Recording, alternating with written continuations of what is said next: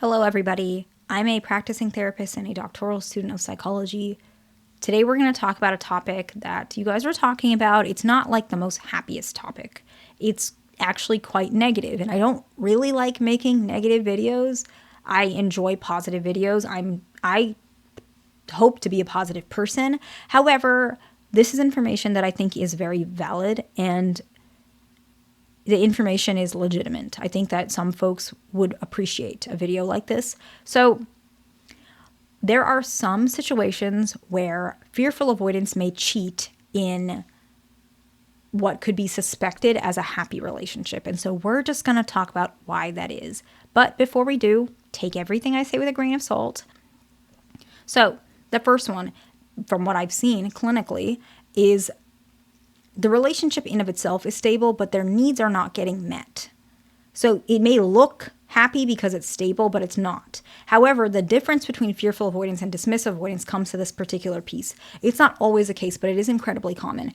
Dismissive avoidance leave as soon as they feel like their needs are declining, or they may communicate it directly to you. Some people might even call it fault finding.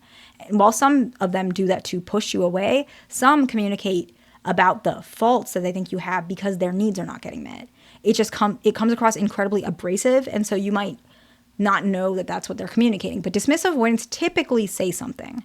Fearful avoidance, not all of them do, because remember, they have a fear of abandonment as well. And so by communicating, the risk of abandonment, it can heighten from their perspective. And so they tend to stay and they tend to be silent. And so they actually bottle it up. And unfortunately, I see this a lot in therapy.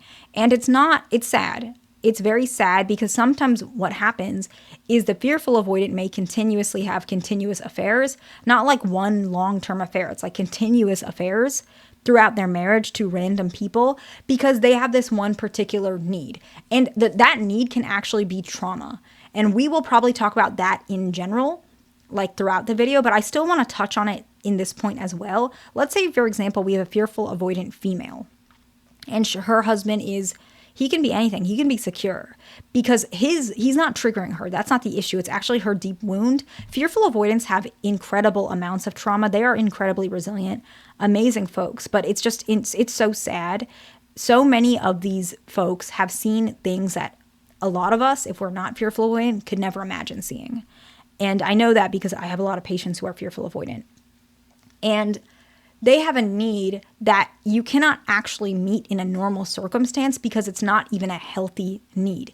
It's a need that maybe a child has, like a baby, but adults don't have that need. So an example could be that they want someone to like cradle them. I'm not even trying to say this in a way where I'm insulting somebody. So please don't take it like that. This is about mental health. This is not about like making fun of people, okay?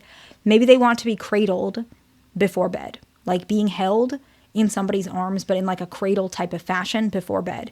And that is a very specific need. And let's say their husband does not do that because their husband has no idea that that's what they want, or if it's even possible, but they have that need. And so they may lean towards people who are like incredibly, affectionate, or they say that they'll do anything for this person. And so they might have an affair with this person. However, what happens is the affair partner, typically what I see is that person is just saying that to get something out of the fearful avoidant. Could be physical intimacy. And then once they get that physical intimacy, they leave that person, which is why the affairs typically don't last. And so they will have continuous affairs because they're just falling for the lip service, right?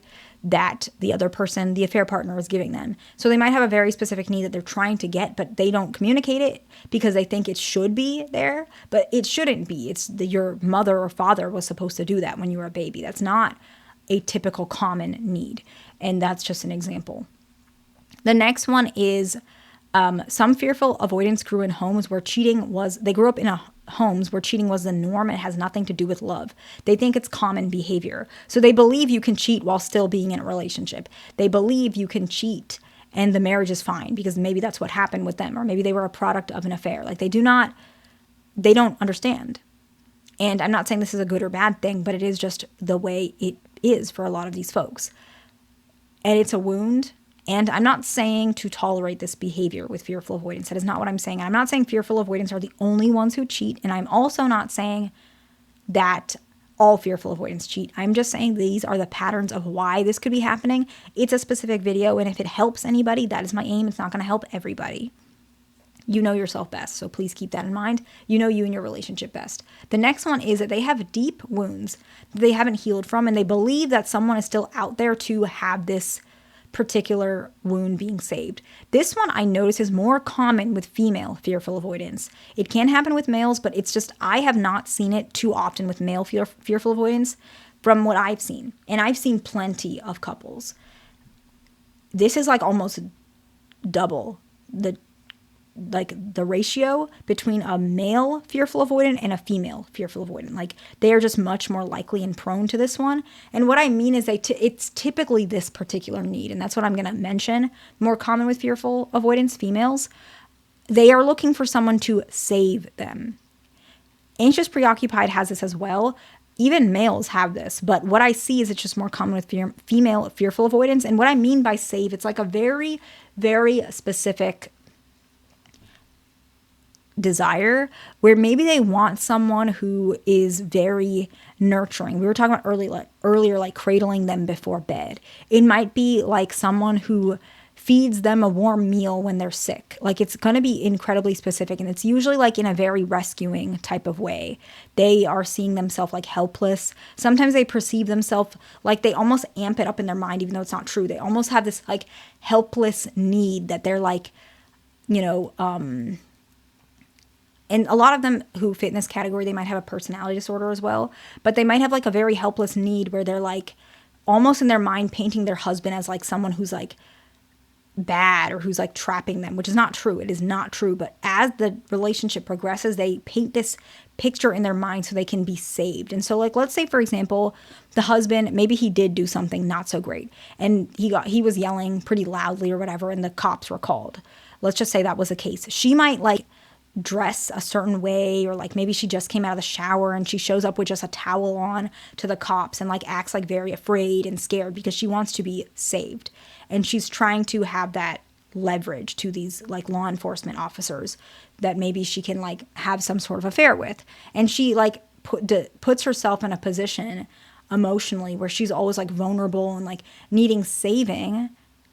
Like maybe she's saying that someone harassed her, and maybe he kind of didn't, maybe he did, but she like makes it like a much bigger deal than perhaps it is. Like maybe he said an inappropriate comment to her, which is not right. Some random person, kind of like switching gears, okay? And he probably shouldn't have said that, but like he probably didn't mean it like that. Not saying that this doesn't happen where people are inappropriate, whatever, but I'm saying like maybe that wasn't the intention, but she might amp it up to become saved so that maybe some other guy can like save her. And then she can try and have like an affair with this guy. And this is kind of the story that she's built. And I'm not like picking on female fearful avoidance. Understand that this comes from immense amounts of trauma. Likely she was abused, like essayed when she was a little girl. And so she has all of these concepts in her mind. Maybe she was physically like abused. Like there's so much stuff in this. So I don't want anyone to make fun of these people. It is scary for someone who is in a relationship with them. And I would say steer clear of somebody who has this unless they're healed. But it's up to you. But understand where it's coming from is all we're talking about. We're not judging anybody. They feel like, the next one is they feel like secrecy and lies equal passion. And so they almost feel like affairs are more passionate than stable relationships because it's secretive, it's lies, it's romantic. And maybe that's how their parents met. So they believe that, even though it's not true, it's not healthy.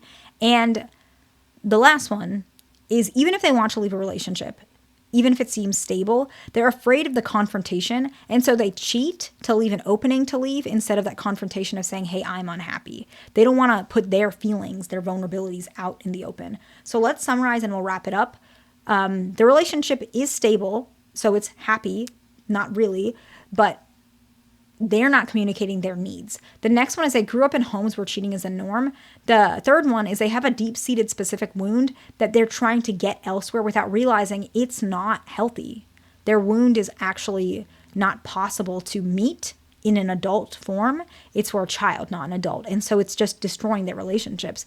The next one is they feel like secrecy and lies equal passion. And the last one is they actually want to leave, but they don't know how to say it. So they use the affair to create an opening. I hope this video is helpful to somebody. Please like, subscribe. I'll see you in the next one.